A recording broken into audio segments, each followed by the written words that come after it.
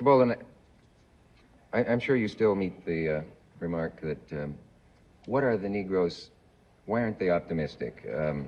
They say, but it's getting so much better. There are Negro mayors, there's Negroes in all of sports, there are Negroes in politics, they're even accorded the ultimate accolade of being in television commercials now. And, I'm glad you're smiling. Is it at once getting much better and still hopeless? Well, I don't think there's much hope for it, to tell you the truth. As long as people are using this peculiar language. It's not a question of what happens to the Negro here, or to the black man here. That's a very vivid question for me, But the real question is what's going to happen to this country. I have to repeat that. You damn right I got the blues. From my head down to my shoes. You damn right I got the blues. From my head down to my shoes. I can't win, 'cause I don't have a thing to lose. I stopped by my daughter's house. I just want to use the phone.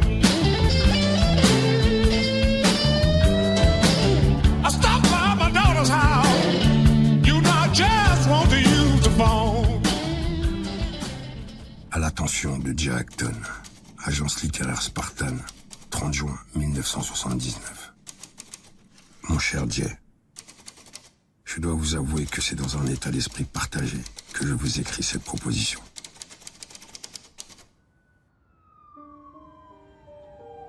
L'été vient à peine de commencer, et j'ai l'impression qu'il s'achève déjà. Dans un mois, j'aurai 55 ans. Oui, 55 ans. Je m'apprête à entreprendre le voyage. Un voyage, à vrai dire, que j'ai toujours su devoir accomplir. Mais que j'avais peut-être, ou même sûrement espéré, ne pas avoir à faire si tôt.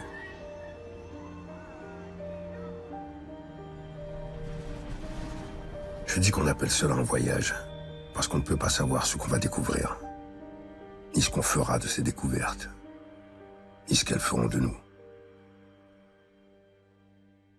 We not only have a right to be free, we have a duty to be free. And so when you sit down on the bus and you sit down in the front or you sit down by a white person, you're sitting there because you have a duty to sit there, not merely because you have a right. Pour le public, ces vies et ces morts s'inscrivent dans une période qui va de 1955, lorsqu'on entend parler de Martin pour la première fois, à 1968, l'année de son assassinat. Medgar fut assassiné durant l'été 1963, Malcolm en 1965. Yeah, take my hand, precious Lord, lead me on, let me stand. I'm tired, I'm weak, I'm old. Ces trois hommes, Medgar, Malcolm et Martin, étaient très différents. Souvenez-vous que Martin n'avait que 26 ans en 1955, lorsqu'il a pris sur ses épaules le fardeau des crimes, des mensonges et l'espérance d'une nation.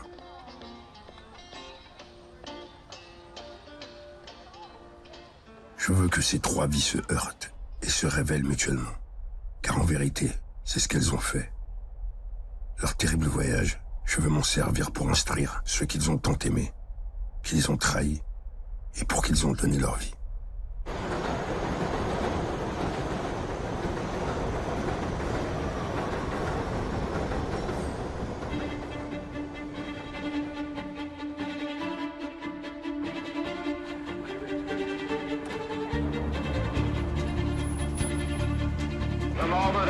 negro child walks into the school, every decent, self-respecting, loving parent should take his white child out of that parochial school.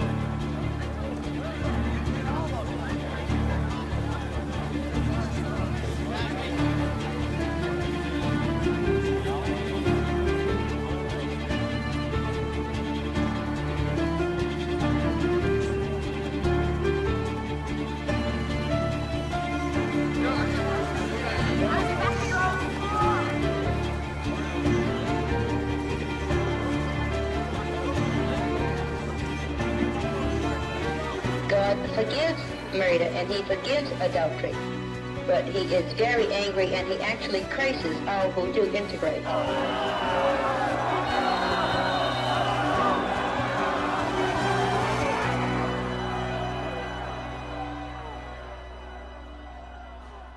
C'est alors que j'ai vu cette photo, placardée sur tous les kiosques de ce grand boulevard parisien. Les photos de Dorothy Counts, 15 ans, nous faisaient face. La foule l'injuriait et lui crachait dessus, alors qu'elle se rendait en classe, à Charlotte, en Caroline du Nord. La fierté, la tension et l'angoisse se lisaient sur le visage de cette fille, alors qu'elle approchait du temple du savoir, les sarcasmes de l'histoire dans son dos. Cela m'a rendu furieux, cela m'a rempli à la fois de haine et de pitié. Et j'ai eu honte. L'un d'entre nous aurait dû être là avec elle.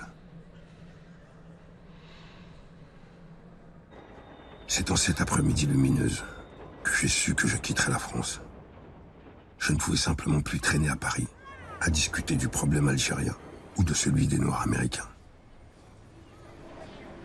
Tous les autres payaient leurs dettes. Il était temps pour moi de rentrer chez moi et de régler la mienne. If you was white, you'd be alright. If you was brown, you'd stick around. But as you black, oh brother, get back, get back, get back. They went to the employment office, the number I got in line. They called everybody's number, but they never did call mine. They said, if you was white, you'd be alright. If you was brown, stick around. But as you black, oh brother.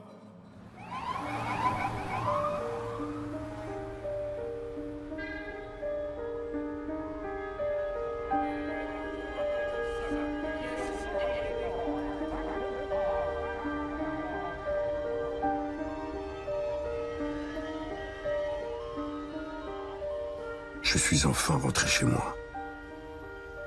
Il y avait un peu d'illusion dans ce chez-moi, mais aussi beaucoup de vérité. Durant mes années à Paris, rien d'américain ne m'avait jamais manqué. Ni les gaufres, ni les glaces, ni les hot dogs, ni le baseball, les majorettes, les films, ni l'Empire State Building, ni Coney Island, ni la Statue de la Liberté, ni le Daily News, ni Times Square. J'avais laissé derrière moi toutes ces choses. Elles auraient aussi bien pu n'avoir jamais existé. Et les revoir, ou pas, m'était absolument égal.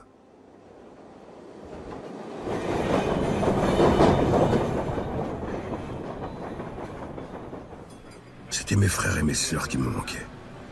Et ma mère. Eux, c'était différent.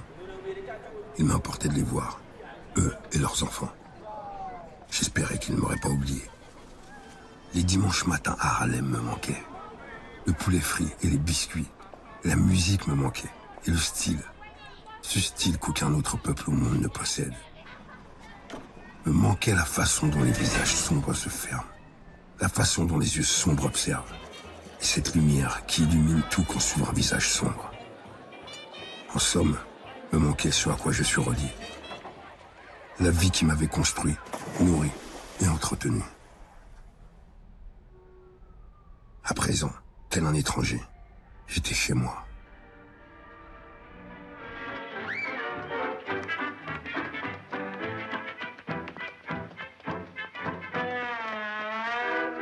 Je suis fasciné par le mouvement à l'écran et hors de l'écran.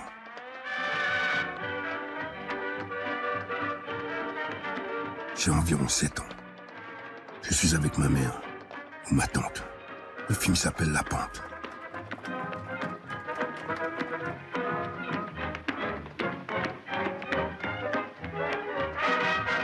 J'avais bien conscience que Joan Crawford était blanche. Pourtant, je me souviens avoir été envoyé un peu plus tard à l'épicerie.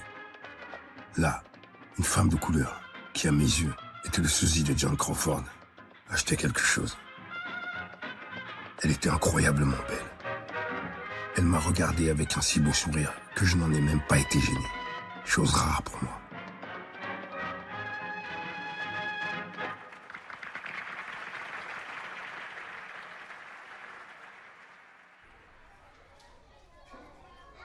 À ce moment-là, j'avais été pris en main par une jeune institutrice blanche du nom de Bill Miller. Une très belle femme, très importante pour moi. Elle m'a donné des livres, m'a parlé de ses livres et du monde, de l'Éthiopie, de l'Italie et du Troisième Reich allemand.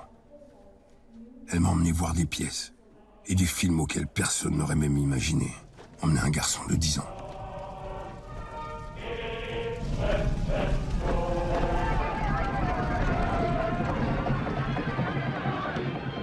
C'est certainement grâce à Bill Miller, arrivé si tôt dans ma vie terrifiante, que je ne suis jamais vraiment parvenu à détester les Blancs.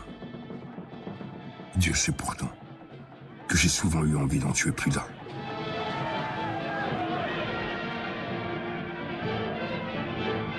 J'ai donc commencé à me douter que ce n'était pas parce qu'ils étaient blancs qu'ils se comportaient ainsi, mais pour une autre raison. J'étais un enfant, bien sûr. Je manquais donc d'expérience. J'acceptais Bill Miller comme elle était, ou plutôt telle qu'elle me paraissait.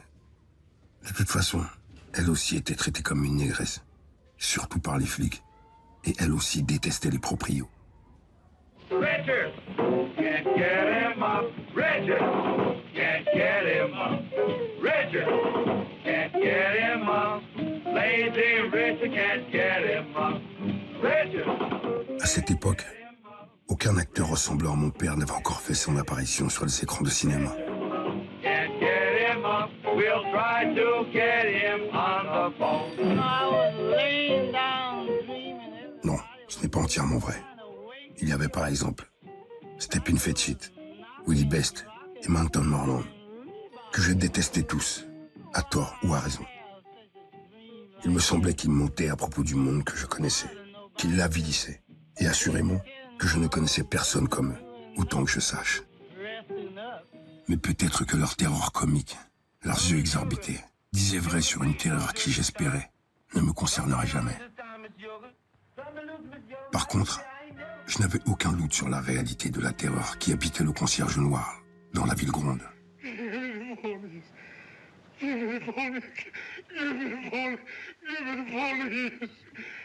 Le rôle était tenu par Clinton Rosemond, un acteur noir qui ressemblait un peu à mon père.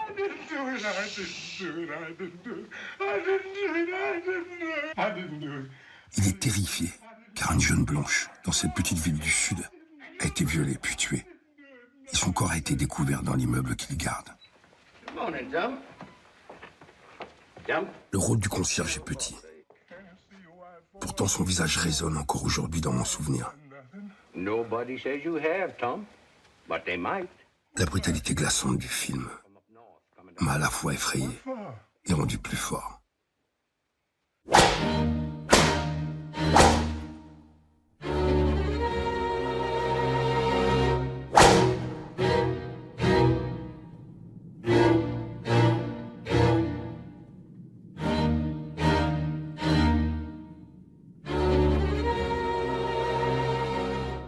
Parce qu'oncle Tom refusait de se faire vengeance. Il n'était pas un héros pour moi. Aussi loin que je m'en souvienne, les héros étaient blancs. Pas seulement à cause des films, mais à cause du pays dans lequel je vivais, et que les films ne faisaient que refléter. Je méprisais et craignais ces héros, car ils prenaient, eux, la vengeance entre leurs mains. Pour eux, la vengeance était un droit. Et oui, je le compris alors. Mes compatriotes étaient mes ennemis.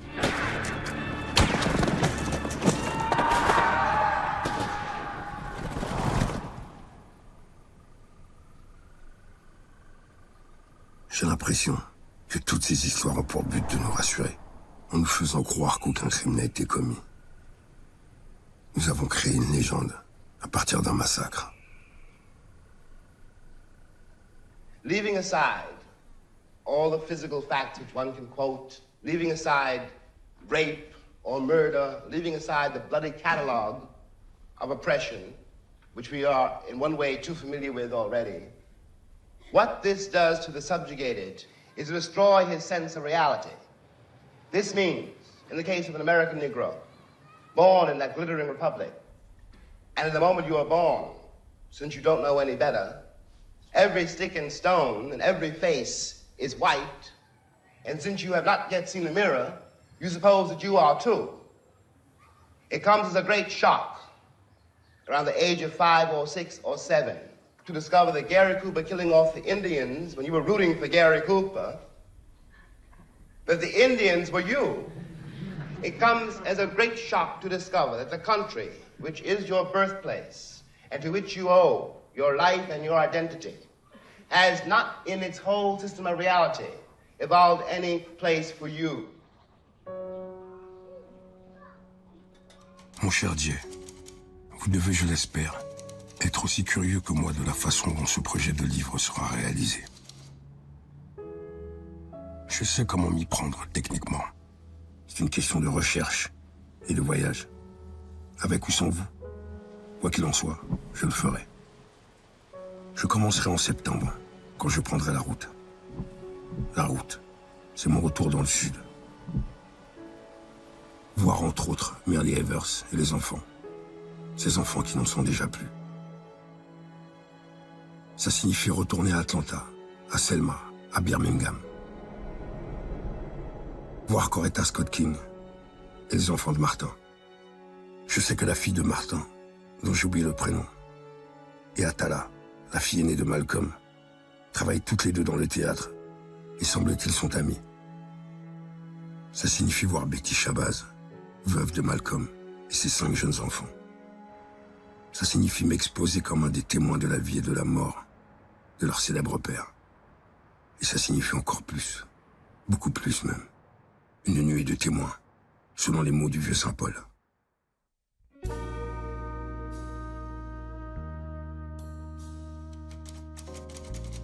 J'ai rencontré Malcolm X en premier. Je l'ai aperçu avant de le rencontrer. Je donnais une conférence quelque part à New York. Malcolm, assis au premier rang de l'amphi, était tellement penché en avant que ses longs bras venaient presque caresser les chevilles de ses longues jambes. Il avait les yeux levés vers moi. J'ai presque paniqué. Je ne le connaissais que par sa légende. Légende dont j'avais assez de jugeote, en tant qu'enfant des rues de Harlem, pour me méfier. Il se peut que Malcolm soit la torche incendiaire que les Blancs l'accusent d'être. Bien qu'en général, les appréciations des Américains blancs dans ces affaires soient risibles, voire pitoyables, ou le seraient si elles n'avaient pas d'effet aussi néfaste. D'un autre côté, Malcolm n'avait non plus aucune raison de me faire confiance. J'ai donc poursuivi tant bien que mal ma conférence, sans qu'il me quitte des yeux. Don't know why there's no sun up in the sky, stormy weather, since my man and I ain't together. Keeps raining all the time.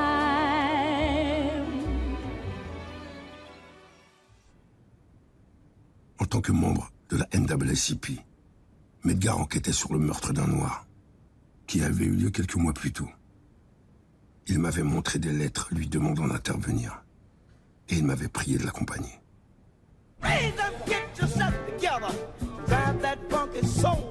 J'avais terriblement peur, mais peut-être que ce voyage sur le terrain nous aidera-t-il à définir ce que j'entends par le mot témoin. J'allais découvrir que la distinction entre témoin et acteur est extrêmement ténue. Cette distinction est néanmoins réelle. Par exemple, je n'étais pas un black muslim. De même que pour d'autres raisons, je ne suis jamais devenu un Black Panther. Car je ne prenais pas tous les blancs pour le diable. Et je ne voulais pas que les jeunes noirs le fassent. Je n'appartenais à aucune église chrétienne. Parce que je savais qu'elle n'écoutait ni ne pratiquait le commandement. Aimez-vous les uns les autres comme je vous ai aimés. Et je n'étais pas membre de la NWCP. Car au nord, d'où je venais, la NWCP était engluée dans de fatales distinctions de classe entre noirs. Ou dans des illusions du même genre. Ce qui répugnait un petit cireur de chaussures comme moi. Je n'étais pas obligé d'avoir affaire à l'état criminel du Mississippi. Heure après heure, jour après jour, sans parler des nuits. Pas de sueur froide pour moi à cause de décisions affectant des centaines de milliers de vies. Je n'avais pas la responsabilité de lever des fonds, ni de décider de comment les dépenser. Je n'avais pas la responsabilité de la stratégie pour gérer les assemblées de prière, les manifestations, les pétitions, les campagnes d'inscription sur les listes électorales. Je ne voyais les shérifs, leurs adjoints et autres flics de choc qu'en passant. Je ne restais jamais longtemps en ville. C'était parfois démoralisant pour moi. Mais j'ai dû admettre, au fil du temps, qu'une partie de ma responsabilité de témoin consistait à me déplacer autant et aussi librement que possible pour écrire l'histoire et la faire paraître.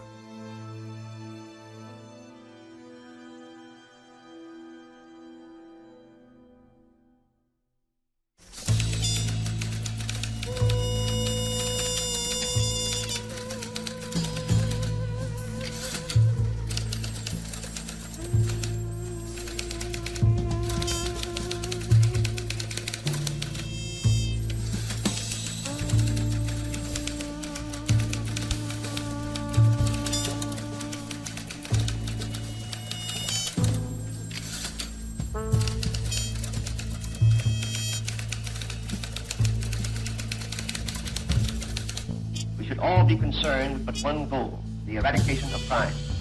The Federal Bureau of Investigation is as close to you as your nearest telephone. It seeks to be your protector in all matters within its jurisdiction. It belongs to you.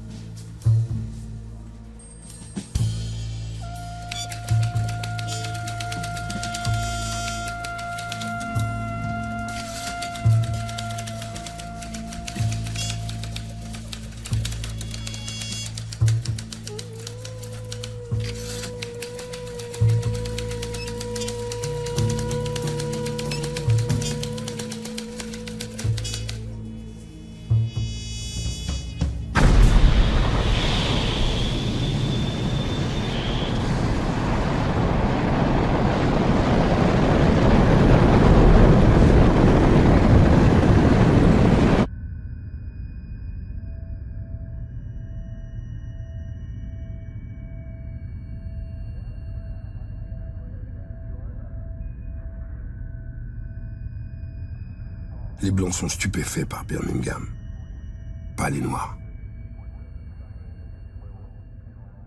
Les Blancs veulent perpétuellement s'assurer que Birmingham se trouve en réalité sur Mars.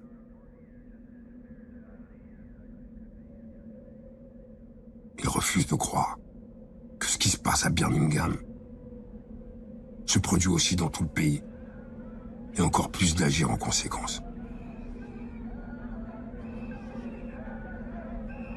Ils refusent de se rendre compte qu'il n'y a pas la moindre distance, morale ou factuelle, entre Birmingham et Los Angeles.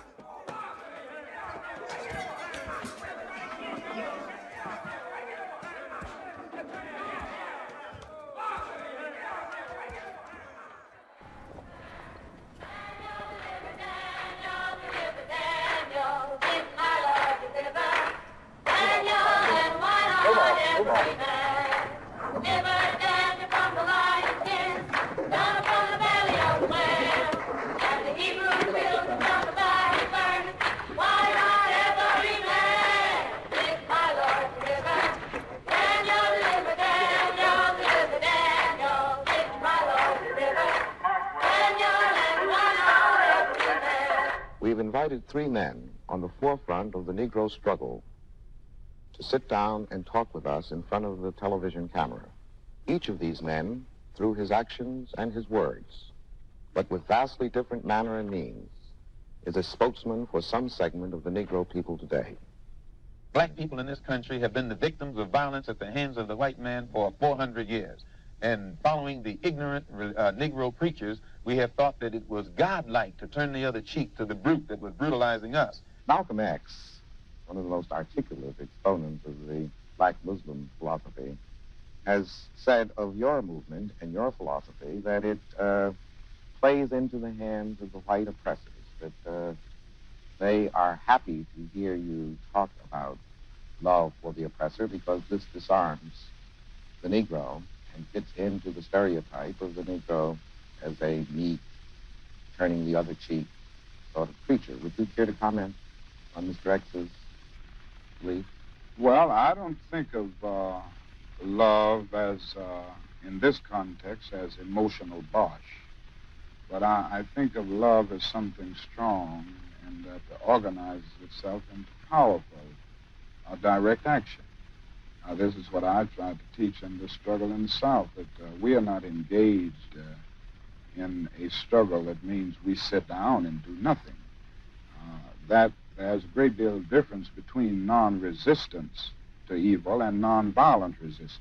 Martin Luther King is just a 20th century or modern Uncle Tom or a religious Uncle Tom who is doing the same thing today to keep Negroes defenseless in the face of attack that Uncle Tom did on the plantation to keep those Negroes defenseless in the face of the attack of the Klan in that day. I think, though, that we can be sure that the vast majority of Negroes who engage in the demonstrations and who understand the nonviolent philosophy will be able to face dogs and all of the other brutal methods that are used without retaliating with violence, because they understand that one of the first principles of nonviolence is a willingness to be the recipient of violence while never inflicting violence upon another. En ce qui concerne Malcolm et Martin, j'ai vu deux hommes issus de milieux incroyablement différents, dont les positions, à l'origine diamétralement opposées, se sont de plus en plus rapprochées. Au moment de leur mort, leurs positions étaient devenues presque identiques. On peut dire en effet que Martin s'est saisi du fardeau de Malcolm et qu'il a mis en mots la vision que Malcolm avait commencé à dégager et qu'il avait payé de sa vie. Et que Malcolm fut l'un de ceux que Martin vit au sommet de la montagne. Medgar, lui, était trop jeune pour voir cela se produire. Pourtant, il l'espérait et n'en aurait pas été étonné. Mais Medgar a été assassiné avant. J'étais plus âgé que Medgar, Malcolm et Martin. On m'a élevé dans la croyance que l'aîné doit servir de modèle aux plus jeunes et doit, bien sûr, mourir le premier. Aucun des trois n'a vécu jusqu'à 40 ans.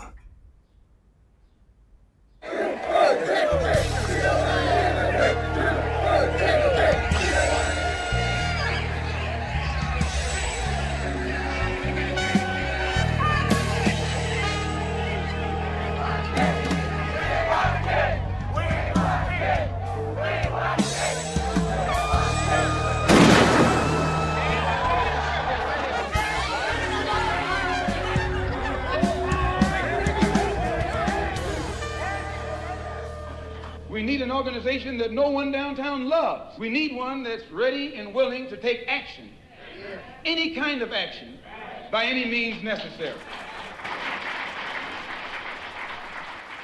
When Malcolm talks, or one of the ministers talk, they articulate for all the Negro people who hear them, who listen to them. They articulate their suffering, the suffering which has been in this country so long denied. That's Malcolm's great authority over any of his audiences. He corroborates their reality. He tells them that they really exist, you know? Stay back. Stay back.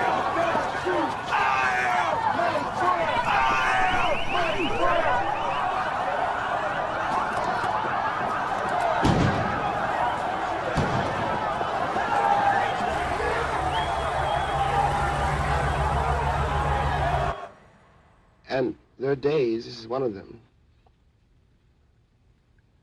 when you wonder what your role is in this country and what your future is in it. How precisely you're going to reconcile yourself to your situation here, and how you're going to communicate to the vast, heedless, unthinking, cruel white majority that you are here. I'm terrified at the moral apathy, the death of the heart, which is happening in my country. These people have deluded themselves for so long that they really don't think I'm human. I base this on their conduct, not on what they say. And this means that they have become, in themselves, moral monsters.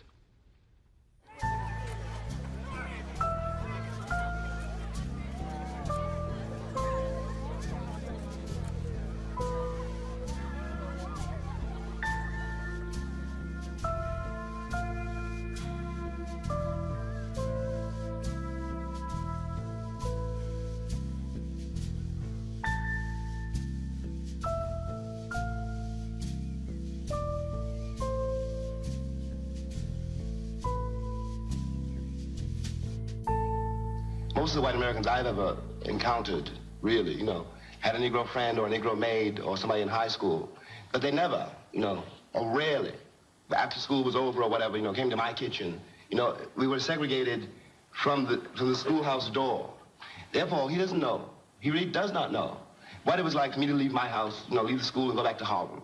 He doesn't know how Negroes live. And it comes as a great surprise to the Kennedy brothers and to everybody else in the country.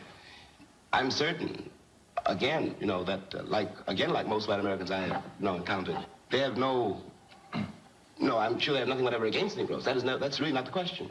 The question is really a kind of apathy and ignorance, which is a price we paid for segregation. That's what segregation means. You don't know what's happening on the other side of the wall because you don't want to know. D'une certaine façon, j'incarnais à l'époque, sans tout à fait le savoir, le grand espoir noir de la grande figure du père blanc. Je n'étais pas raciste. Du moins, je le croyais. Malcolm était raciste. Du moins, les autres le croyaient. En réalité, nous étions simplement prisonniers de la même situation. Well, you tell that to my boy tonight, when you put him to sleep on the living room couch. And you tell it to him in the morning when his mother goes out of here to take care of somebody else's kids. And tell it to me when we want some curtains or some drapes and you sneak out of here and go work in somebody's kitchen. All I want is to make a future for this family. All I want is to be able to stand in front of my boy like my father never was able to do to me. Je dois maintenant esquisser la célèbre rencontre avec Bobby Kennedy. Si Lorraine Hansberry était toujours en vie, elle aurait aujourd'hui presque mon âge. À l'époque de la rencontre avec Bobby Kennedy, elle avait 33 ans. C'est l'une des toutes dernières fois que je l'ai vue debout. Elle est morte à 34 ans. Elle me manque tant. Les gens oublient à quel point nous étions tous jeunes. Pour prendre un autre exemple plutôt différent, Bobby Kennedy avait 38 ans. Nous voulions qu'il demande à son frère, le président, d'escorter une petite fille noire le jour de son entrée dans une école du Sud profond. Il sera ainsi évident, avons-nous dit, que tous ceux qui crachent sur cet enfant crachent sur la nation. Cela non plus, il ne l'a pas compris. Ce serait, a-t-il dit, un geste moral futile. Nous souhaiterions, a dit Lorraine, un engagement moral de votre part. Il a paru vexé. Il semblait penser qu'il avait perdu son temps. Lorraine ne bougeait pas, observant sans arrêt. Elle a regardé Bobby Kennedy qui, peut-être pour la première fois, l'a aussi regardé. Je me fais beaucoup de soucis, a-t-elle dit, pour l'état d'une civilisation capable de produire cette photographie d'un policier blanc debout sur la nuque d'une femme à Birmingham. Ensuite, elle a souri Et j'ai été content que son sourire n'ait pas été pour moi. Monsieur le ministre de la Justice, au revoir. Elle s'est levée et elle est sortie de la pièce. C'est alors que nous avons entendu gronder le tonnerre.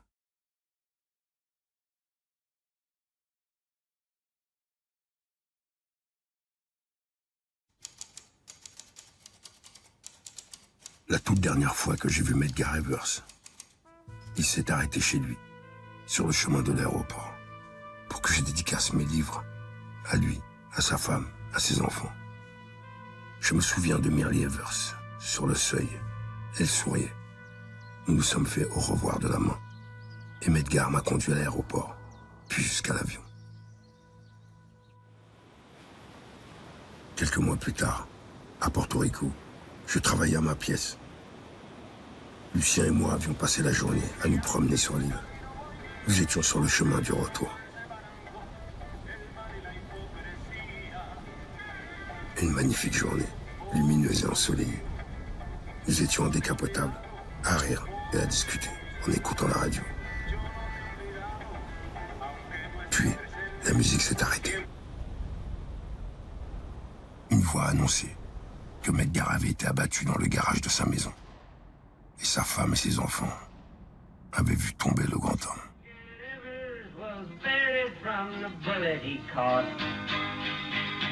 They're lowering him down as a king.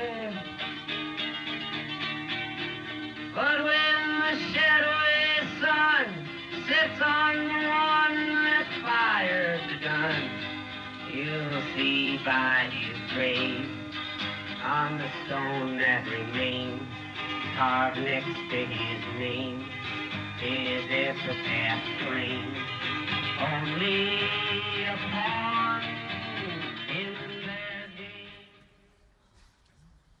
Le ciel bleu m'a paru s'affaisser comme une chape. Je ne pouvais rien dire. Je ne pouvais pleurer. Je me suis juste souvenu de son visage, lumineux, franc, beau, et de la lassitude qui l'habitait comme une seconde peau, et de la façon qu'il avait de prononcer le mot route.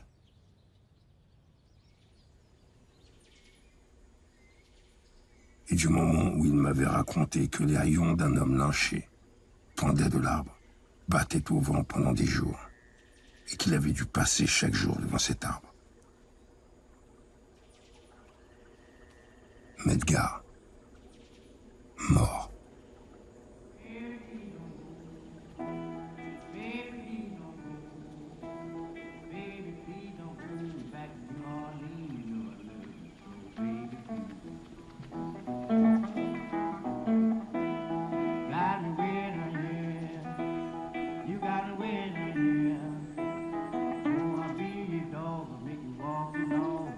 En Amérique, je n'avais de liberté que de me battre, jamais celle de me reposer.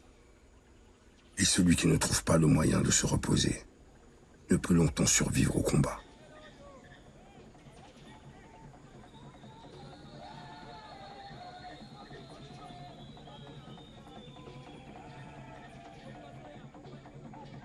Un jeune révolutionnaire blanc reste en général bien plus romantique qu'un révolutionnaire noir. Les Blancs parviennent à traverser toute leur vie dans cet état euphorique. Les Noirs n'ont pas cette chance. Un Noir qui verrait le monde à la manière de John Wayne, par exemple, ne serait pas un patriote excentrique, mais un fou furieux. La vérité est que ce pays ne sait que faire de sa population noire et rêve à une sorte de solution finale.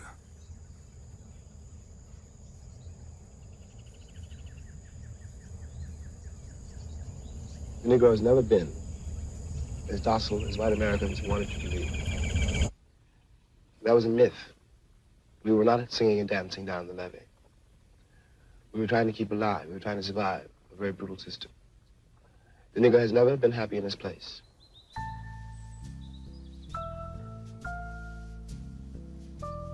One of the most terrible things is that, in fact, whether I like it or not, I am an American. My school really was the streets of New York City. My frame of reference was George Washington and John Wayne.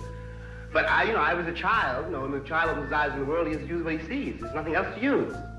And you are formed by what you see, the choices you have to make, and the way you discover what it means to be black in New York, and then throughout the entire country. I know how you watch as you grow older. And this is not a figure of speech. The corpses of your brothers and your sisters pile up around you, and not for anything they have done. They were too young to have done anything.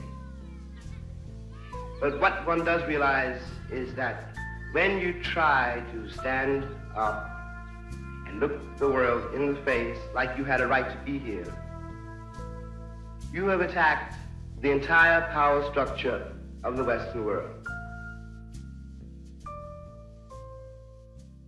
Forget the Negro problem. Don't write any voting acts. We had that, it's called the 15th Amendment.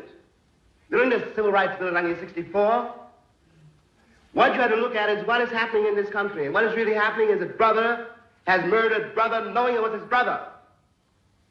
White men have lynched Negroes knowing them to be their sons. White women have had Negroes burned knowing them to be their lovers. It is not a racial problem.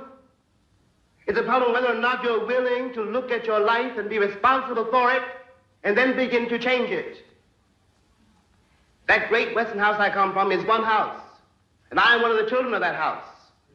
Simply, I'm the most despised child of that house. And it is because the American people are unable to face the fact that, in fact, I am flesh of their flesh, bone of their bone, created by them. My blood, my father's blood is in that soil.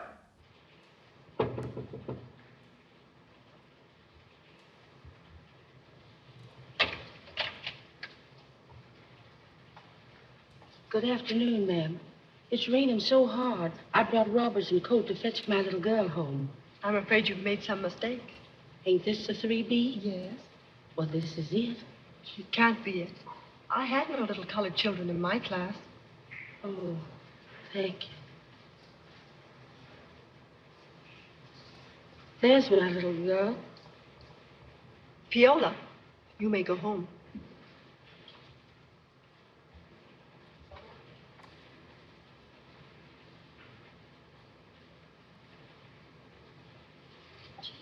I didn't know she was colored. Neither did I. I hate you. I hate you. I hate you. Viola. Viola.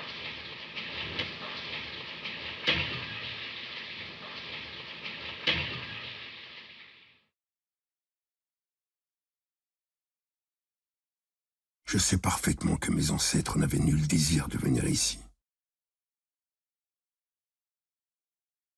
Pas plus que les ancêtres de ceux qui se sont proclamés blancs et qui exigent que j'entonne un chant sur ma captivité. S'ils veulent un chant de moi, c'est moins pour célébrer ma captivité que pour justifier la leur.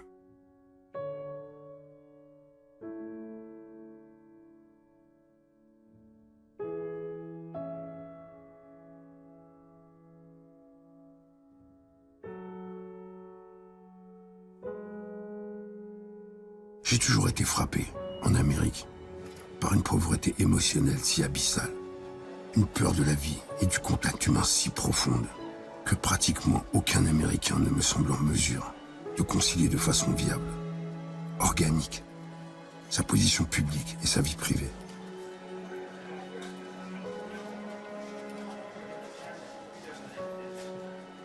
Cet échec de la sphère privée a toujours eu l'effet le plus dévastateur sur la conduite des affaires publiques américaines et sur les relations entre blancs et noirs.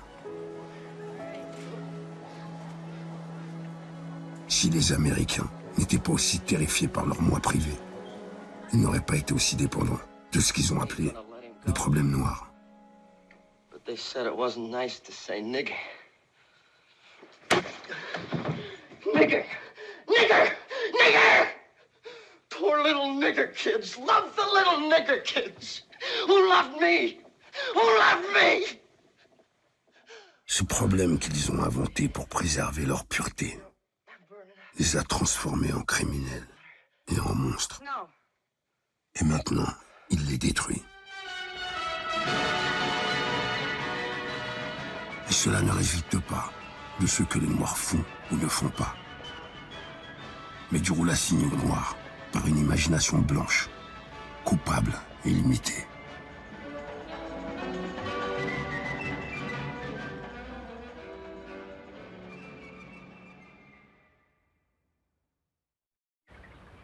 Look, man, don't give me that look. You should have got what was coming to you after spitting in that guy's face. Why, you... Il est impossible d'accepter les prémices de ce récit. Elle repose sur le profond malentendu américain quant à la nature de la haine entre noirs et blancs. That time is now. L'homme noir tire sa haine de la rage. Ce n'est pas tant qu'il déteste l'homme blanc, mais qu'il ne veut plus l'avoir sur son chemin. Et surtout, sur le chemin de ses enfants. L'homme blanc tire sa haine de la terreur. Une terreur sans fond ni nom, qui se focalise sur le noir comme figure d'effroi, sur une entité qui n'existe que dans son esprit.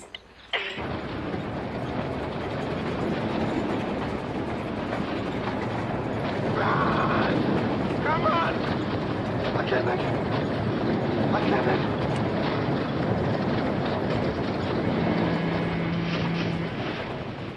Quand Sidney saute du train, les Blancs progressistes en ville ont été très soulagés, très heureux. Mais quand les Noirs l'ont vu sauter, ils ont crié « Remonte dans le train, espèce d'imbécile !» Les Noirs sautent du train pour rassurer les Blancs et leur faire savoir qu'ils ne sont pas haïs, que bien que coupables d'erreurs humaines, ils n'ont rien fait qui leur vaudrait d'être détestés. I'm Chiquita the 99, I'm here to say I am the top banana in the world. Malgré la prolifération dans ce pays de mythes fabuleux sur la sexualité des Noirs, la culture populaire se sert encore des hommes noirs, comme s'ils étaient dénués de toute attirail sexuel. Sidney Poitier, en tant qu'artiste noir et en tant que mâle, se heurte aussi à la sexualité infantile et mal assumée de ce pays. Harry Belafonte et lui sont ainsi des sexes symboles, bien que personne n'ose l'admettre, et ose encore moins se servir d'eux, comme de n'importe quel autre vrai mâle hollywoodien.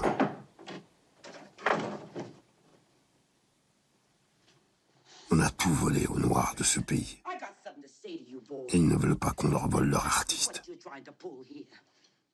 Les Noirs ont détesté en particulier Devine qui vient dîner, car ils ont eu l'impression qu'en fait on utilisait Sidney contre eux. Étrangement, Devine qui vient dîner peut s'avérer être un jalon important, car il est vraiment impossible d'aller plus loin dans cette direction-là.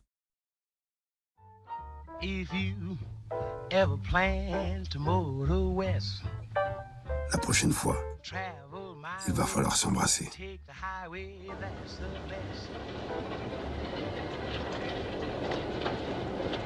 Well, got your ticket? Here you are. Thank you. J'ai bien conscience que les hommes ne s'embrassent pas dans les films américains, ni en général dans la vie américaine. Et ici, le détective noir et le shérif blanc ne s'embrassent pas non plus. You take care. You hear?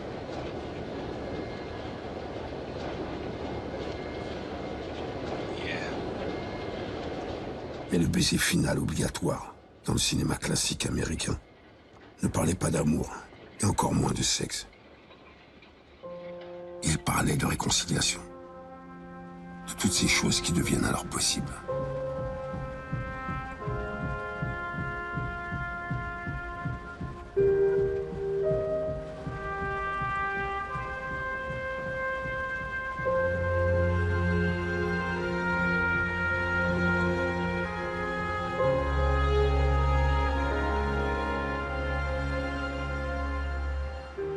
Il y a longtemps, j'ai connu une fille blonde à Greenwich Village.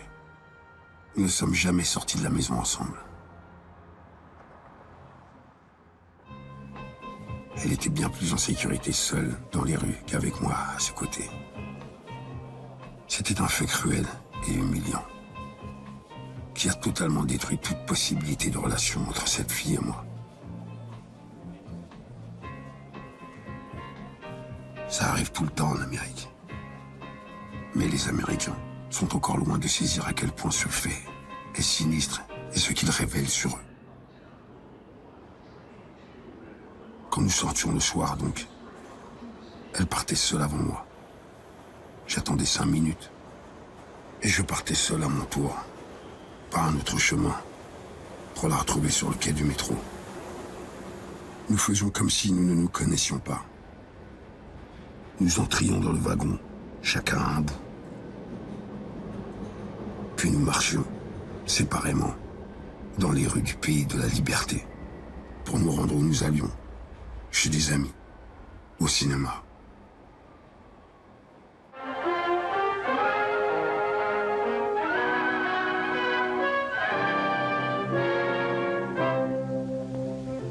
All over the country, families such as this are enjoying new prosperity. They have new interests, new standards of living, a buying power they've never enjoyed before.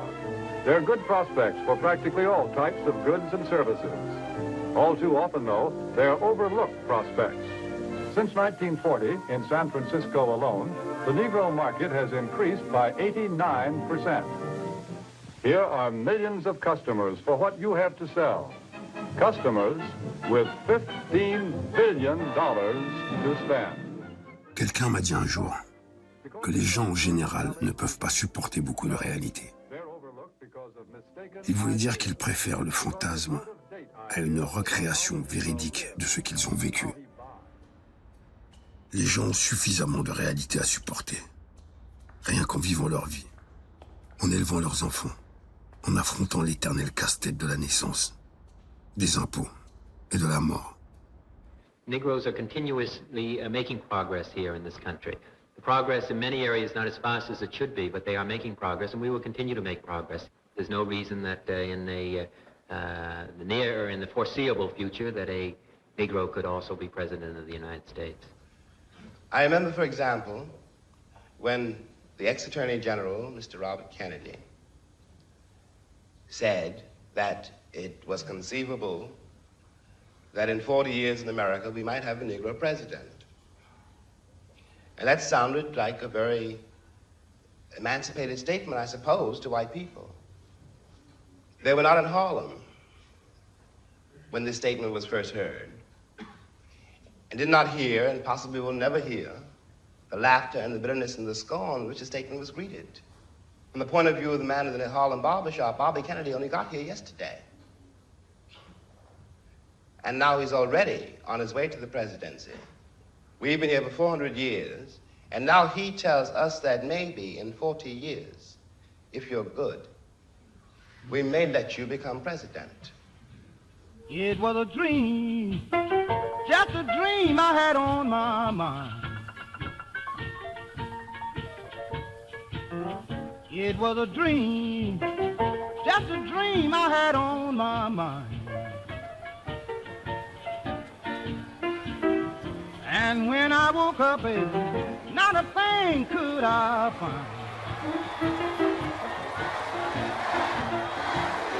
I dreamed I went out with an angel and had a good time. I dreamed I was satisfied and nothing to worry my mind, but it was a dream, just a dream I had on my mind.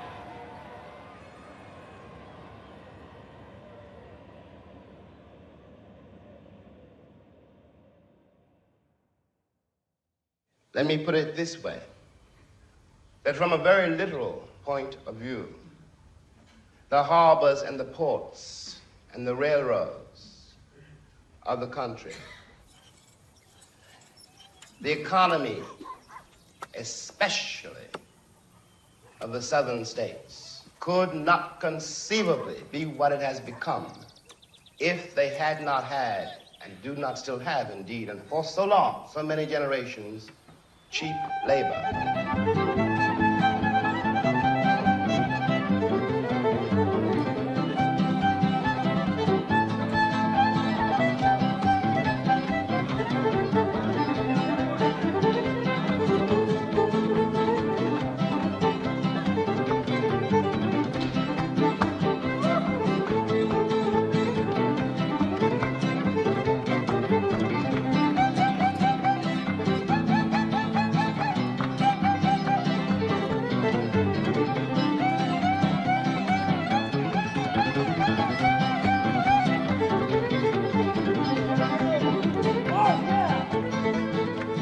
terrible thing for an entire people to surrender to the notion that 1/9 of its population is beneath them.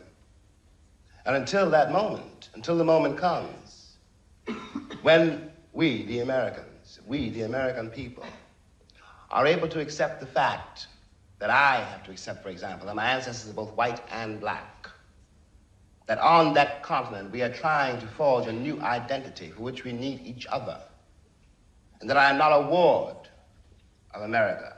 I am not an object of missionary charity. I am one of the people who built the country. Until this moment, there is scarcely any hope for the American dream, because the people who are denied participation in it, by their very presence, will wreck it. And if that happens, it's a very grave moment for the West. Thank you.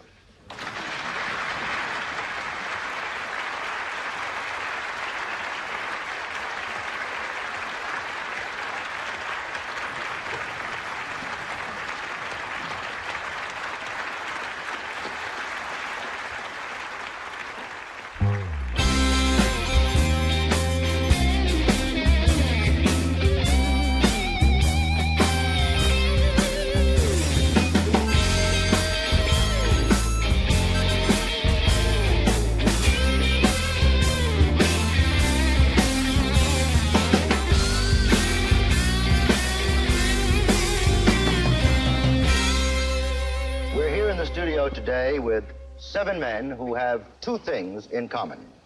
They are entertainers and artists, and they've all come to Washington. They're 7 out of some 200,000 American citizens who came to the Capitol to march for freedom and for jobs.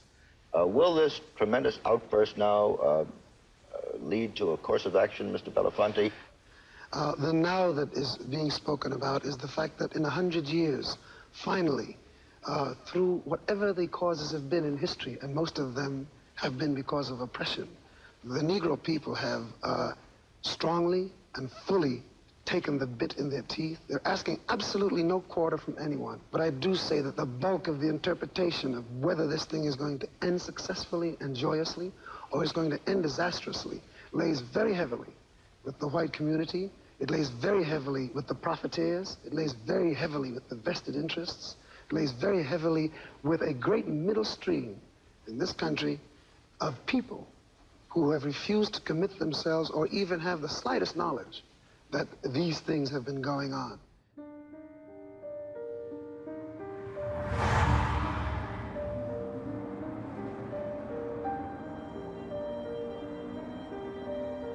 Je parle en tant que membre d'une certaine démocratie et d'un pays très complexe qui s'obstine à rester très étroit d'esprit. La simplicité est considérée comme une grande vertu américaine, ainsi que la sincérité. I'm sorry. I'm deeply sorry. And I'm sorry. I'm deeply sorry about and there are no excuses. I am sorry. You've made plenty of mistakes. For that, I apologize. I am very sorry. You know, I'm sorry I did this to you, but you got to get used to it. It's one of those little problems in life. I take full responsibility. I'm here today to again apologize. I'm just apologizing for that to her. For any mistakes I have made, I take full responsibility. It's an honor to serve the city of Ferguson and the people who live there. Il en résulte, entre autres, que l'on en vient aussi à considérer l'immaturité comme une vertu. De sorte que quelqu'un comme, disons, John Wayne, qui dans ses films a passé le plus clair de son temps à faire la leçon aux Indiens, n'a jamais été obligé de grandir.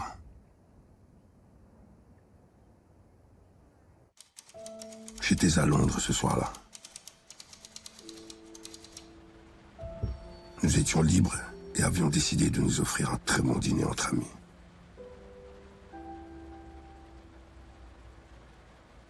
Le serveur est venu me prévenir d'un appel. Ma sœur Gloria s'est levée pour aller répondre. À son retour, elle était très bizarre. Elle restait sans parler. Et je craignais de lui poser la moindre question. Puis, alors qu'elle qu'elle mâchait quelque chose que manifestement elle ne goûtait pas. Elle m'a dit, il faut que je te le dise, parce que les journalistes vont arriver. On vient de tuer Malcolm.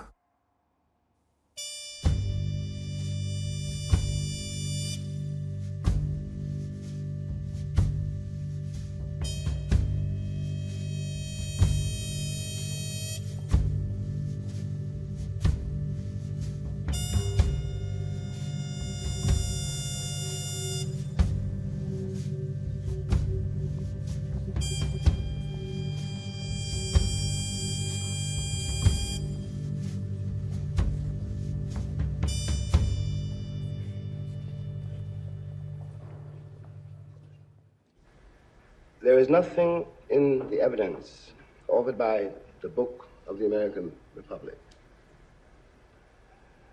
which allows me really to argue with the cat who says to me, they needed us to pick the cotton, and now they don't need us anymore. And now they don't need us, they're going to kill us all off, just like they did the Indians. And I can't say it's a Christian nation.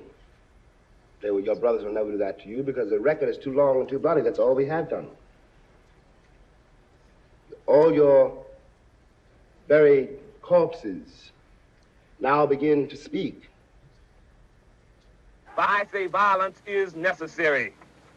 Violence is a part of America's culture. It is as American as cherry pie. Black power, brothers.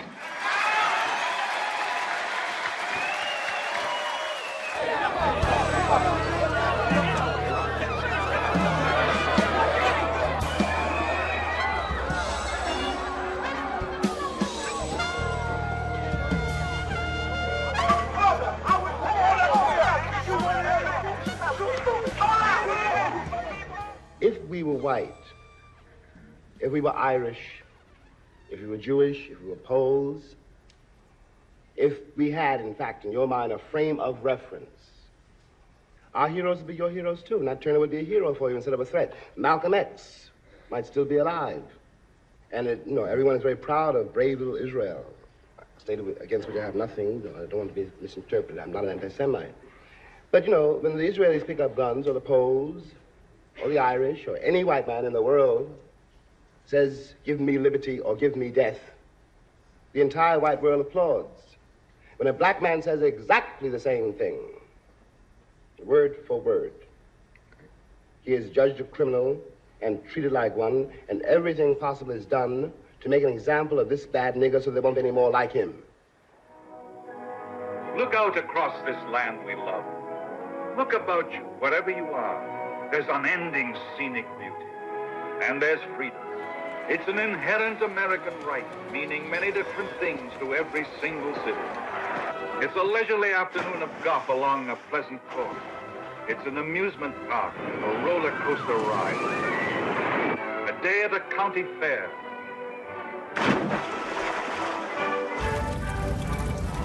A day of excitement. Unrestricted travel across all our 50 states. Unlimited enjoyment of all these jewels in the continent's crown. For all of us, there's all of America, all of its scenic beauty, all of its heritage of history, all of its limitless opportunity. We've dropped too many bombs on Vietnam now.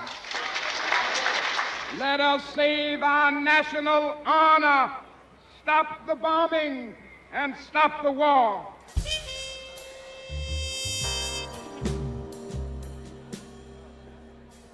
Ce que j'essaie de dire à ce pays, de nous dire à nous, c'est que nous devons savoir. Il faut que nous en soyons conscients. Aucune autre nation au monde n'a jamais été aussi opulente et belle à voir, aussi protégée, aussi heureuse, aussi irresponsable et aussi morte.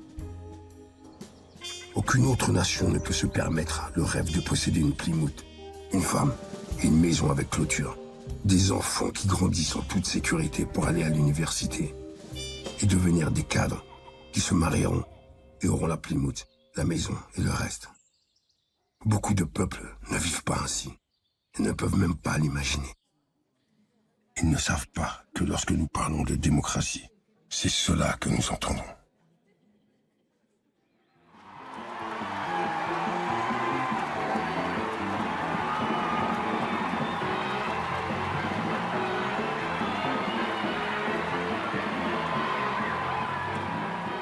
L'industrie du divertissement, telle qu'elle est construite, est forcée de présenter au peuple un fantasme de la vie à l'américaine qui se perpétue indéfiniment.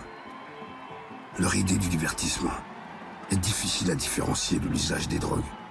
What worries you about them having black partners? Do you think people are going to look down on them or judge them? Yes, I think people look down. Yeah.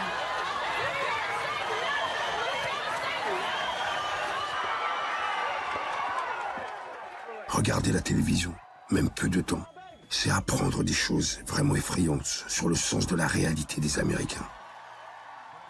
Nous sommes cruellement coincés entre ce que nous aimerions être et ce que nous sommes vraiment.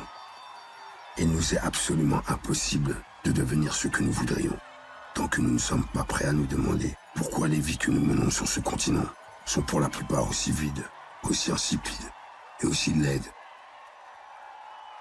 Ces images ne sont pas destinées à déranger, mais à rassurer. Elles affaiblissent notre capacité à nous confronter au monde tel qu'il est, et à nous-mêmes, tels que nous sommes. I would like to add someone to our group here. Professor Paul Weiss, a Sterling Professor of Philosophy at Yale.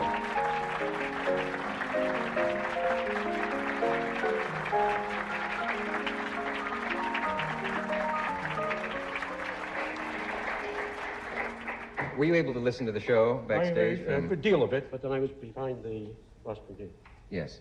So I heard only some of it. Did you hear anything that you disagreed with? I disagreed with a great deal of it. And, of course, there's a good deal I agree with.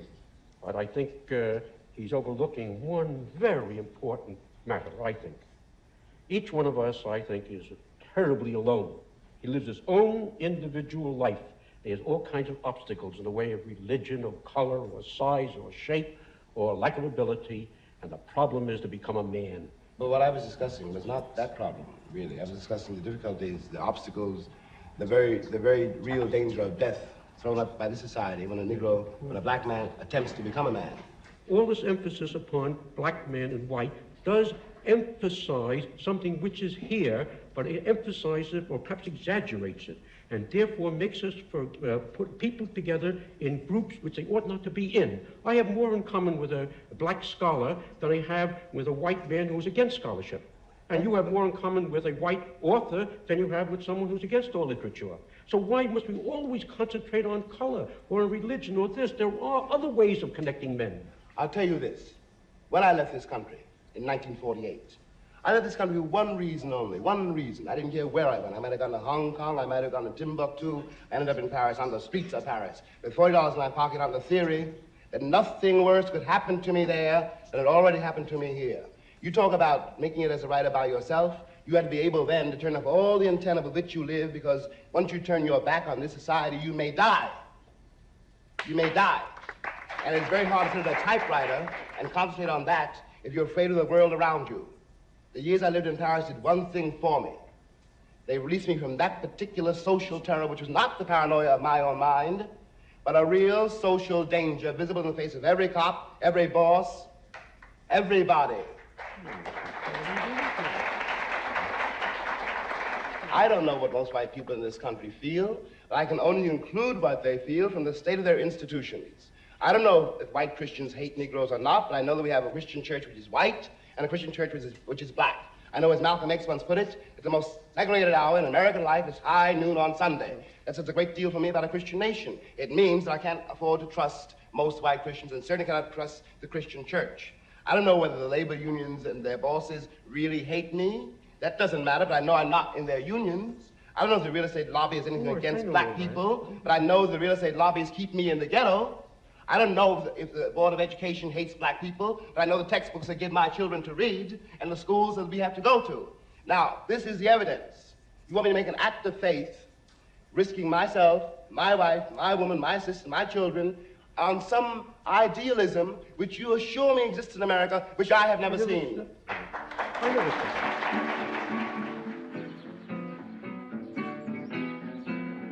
Toutes les nations occidentales se sont empêtrées dans un mensonge, celui de leur prétendu humanisme, ce qui veut dire que leur histoire n'a aucune justification morale, que l'Occident n'a aucune autorité morale.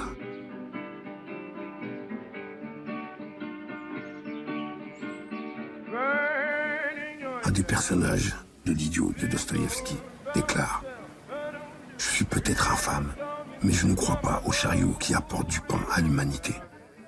Car les chariots qui apportent du pain à l'humanité peuvent très froidement empêcher une partie considérable de cette humanité de profiter de ce qu'ils apportent. » Pendant longtemps, l'Amérique a prospéré. Et cette prospérité a coûté la vie à des millions de personnes. Aujourd'hui, même ceux qui bénéficient le plus spectaculairement de cette prospérité ne sont pas capables d'en supporter les avantages. Ils ne peuvent ni les comprendre, ni s'en passer. Par-dessus tout, ils ne peuvent s'imaginer le prix payé par leurs victimes ou sujets pour rendre possible cette façon de vivre. De ce fait, ils ne peuvent pas se permettre de comprendre pourquoi les victimes se révoltent.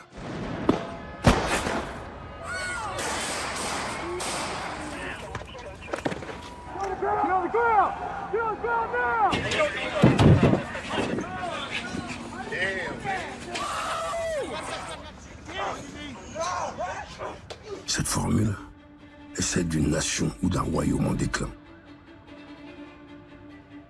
Car aucun royaume ne peut se maintenir par la force seule. La force ne fonctionne pas comme ses partisans le croient. Elle ne révèle pas à la victime la puissance de son adversaire.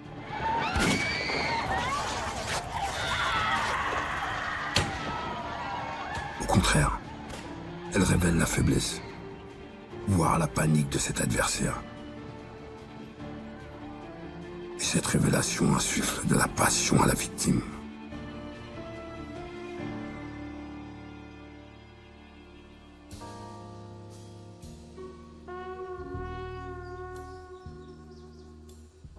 Il y a un jour, à Palm Springs, dont je me souviendrai toujours. Un jour ensoleillé. J'étais basé à Hollywood et je travaillais au scénario adapté de l'autobiographie de Malcolm X. La tâche était difficile, car après tout, j'avais connu Malcolm. J'avais croisé le fer avec lui, travaillé avec lui. Et je lui portais cette immense estime qu'on a du mal à distinguer de l'amour, si même on le peut. Billy Dee Williams était venu en ville. Il logeait chez moi. Je tenais beaucoup à ce qu'il y joue le rôle de Malcolm. On avait porté le téléphone près de la piscine. Et voilà qu'il sonnait. J'ai décroché. Le tourne-disque jouait encore. Il n'est pas encore mort. Il est blessé à la tête. I have some very sad news for all of you, and I think sad news for all of our fellow citizens and people who love peace all over the world.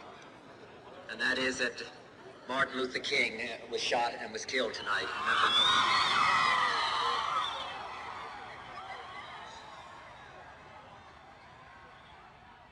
C'est à peine si je me souviens du reste de la soirée. Je me rappelle que j'ai brièvement pleuré, plus de rage que de chagrin, et que Billy essayait de me consoler. Mais en fait, je ne me souviens plus du tout de la soirée. Mother dear, may I go downtown instead of out to play and march the streets of Birmingham in a freedom march today. But mother, I won't be alone. Other children will go with me and march the streets of Birmingham to make my country free. L'église était bondée. Sur le banc devant moi étaient assis Marlon Brando, Sammy Davis et Eartha Kitt. Sidney Poitier n'était pas loin. J'ai vu Harry Belafonte, assis à côté de Coretta King. Comme depuis mon enfance, pleurer en public me pose problème. Je faisais de grands efforts pour ne pas craquer. Je ne voulais pas pleurer pour Martin. Les larmes semblaient futiles. Mais je craignais peut-être aussi. Et je ne devais pas être le seul. Que si je commençais à pleurer, je ne pourrais jamais m'arrêter. Je me suis mis à pleurer, j'ai trébuché. Samy m'a pris par le bras. L'histoire des Noirs en Amérique, c'est l'histoire de l'Amérique. Et ce n'est pas une belle histoire. Que faire? Eh bien, je suis fatigué. Je ne sais pas comment ça va tourner. Mais je sais que de toute façon, ce sera sanglant et dur.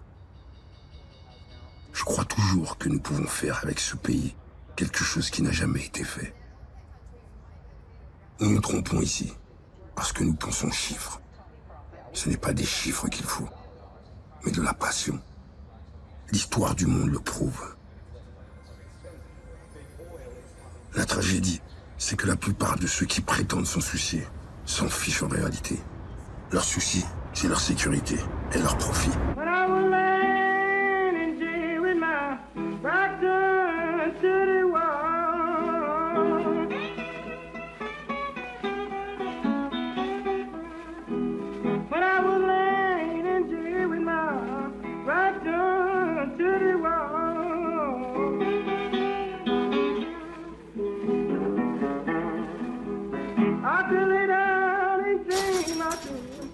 Le mode de vie américain a échoué à rendre les gens plus heureux et à les améliorer.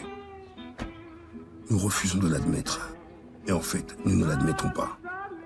Nous continuons à croire que les criminels et les têtes vides parmi nos enfants sont le résultat de quelques erreurs de calcul dans une formule qui peut être corrigée. Que l'hostilité insensée qui fait que nos villes sont parmi les plus dangereuses au monde est produite et alimentée par une poignée d'individus pathologiques. Que le manque de conviction passionnée et d'autorité personnelle ne fait que démontrer notre tendance à suivre le groupe, à être démocratique. Un coup d'œil sur les États-Unis aujourd'hui suffira à faire pleurer Henri ses prophètes. Ce n'est pas le pays des hommes libres. Et ce n'est qu'à contre-cœur, et rarement, la nation des hommes braves.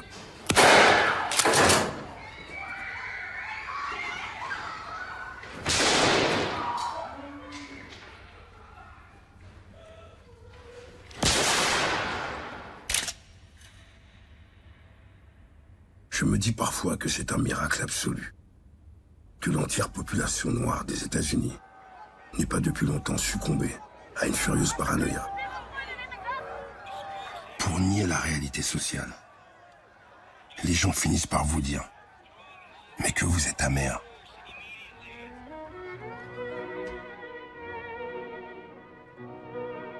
Bon, il se peut que je le sois, ou pas.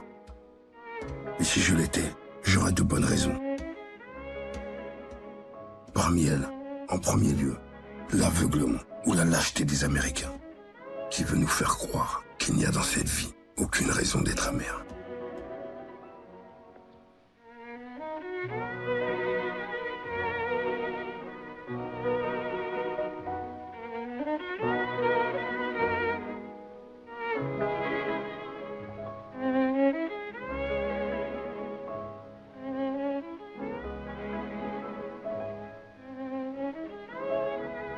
Dans ce pays, il existe depuis si longtemps que c'en est dangereux. Deux niveaux d'expérience. Le premier, pour résumer cruellement, se trouve dans les images de Gary Cooper et Doris Day. Deux des plus grotesques plaidoyers d'innocence que le monde ait connus. Le second, souterrain, indispensable et dénié, peut se résumer, disons, au ton et au visage de Ray Charles. Oh, mama, don't you treat me wrong.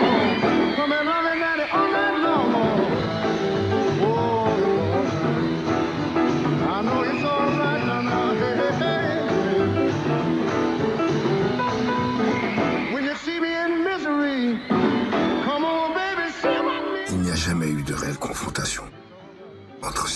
niveau d'expérience. Should I be bad or nice? Should I surrender his pleading words so tenderly entreat me? Is this the night that love finally defeats? Vous ne pouvez pas me lyncher et me garder dans un ghetto sans devenir vous-même des monstres. De plus, vous me donnez un terrible avantage. Vous n'avez jamais eu à me regarder. Moi, j'ai dû vous regarder. J'en sais plus sur vous que vous sur moi. On ne peut pas changer tout ce qu'on affronte. Mais rien ne peut changer tant qu'on ne l'affronte pas.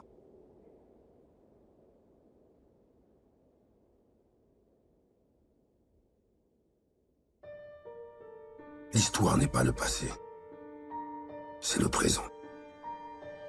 Nous portons notre histoire avec nous. Nous sommes notre histoire. Si nous prétendons le contraire, nous sommes littéralement des criminels. Je peux certifier que le monde n'est pas blanc. Il ne l'a jamais été. Ne peut pas l'être. Le blanc est une métaphore du pouvoir. Juste une manière de décrire la Chase Manhattan Bank.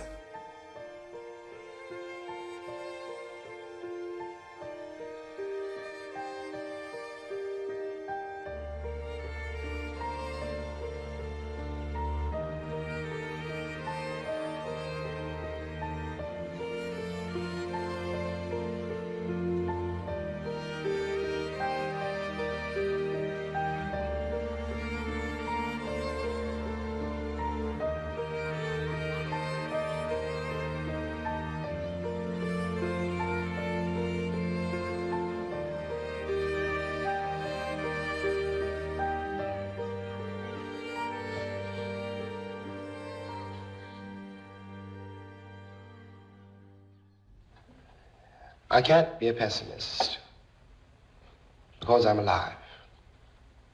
To be a pessimist means that you have agreed that human life is an academic matter. So I'm forced to be an optimist. I'm forced to believe that we can survive whatever we must survive. But the Negro in this country, the future of the Negro in this country is precisely as bright or as dark as the future of the country. It is entirely up to the American people and our representatives. It is entirely up to the American people whether or not they're going to face and deal with and embrace this stranger whom they maligned so long. What white people have to do is try to find out in their own hearts why it was necessary to have a nigger in the first place. Because I'm not a nigger. I'm a man. But if you think I'm a nigger, it means you need him. The question you've got to ask yourself, the white population of this country has got to ask itself, North and South, because it's one country, and for a Negro, there is no difference in the North and the South. There's just a difference in the way they castrate you. But the fact of the castration is the American fact. If I'm not the nigger here, and you invented him, you, the white people, invented him, then you got to find out why. And the future of the country depends on that, whether or not it's able to ask that question. I said them shit like a slave, can be black. Oh, if you feel money for pain, can be black. I'm an I said them put me in a chain, can be black. I'm at you now, me go chain full of rocks. And you don't see the whip, left yard from me back. But now we have a big whip mark from the black. Oh, them I say we doom from the start, can be black. Remember this, every race start from the block. Just remember that. I'm the biggest hypocrite in 2015. 15. Once I finish this, witnesses will convey just what I mean. I mean, it's evident that I'm irrelevant to society. That's what you're telling me. Penitentiary would only hire me. Curse me till I'm dead. Church me with your fake prophesizing that I'ma be just another slave in my head. Institutional lies, manipulation and lies. Reciprocation of freedom only live in your eyes. You hate me, don't you? I know you hate me just as much as you hate yourself. Jealous of my wisdom and cards I dealt. Watching me as I pull up, fill up my tank, then pill out. Muscle cars like pull up, show you what these big wheels bout. Hypocrite.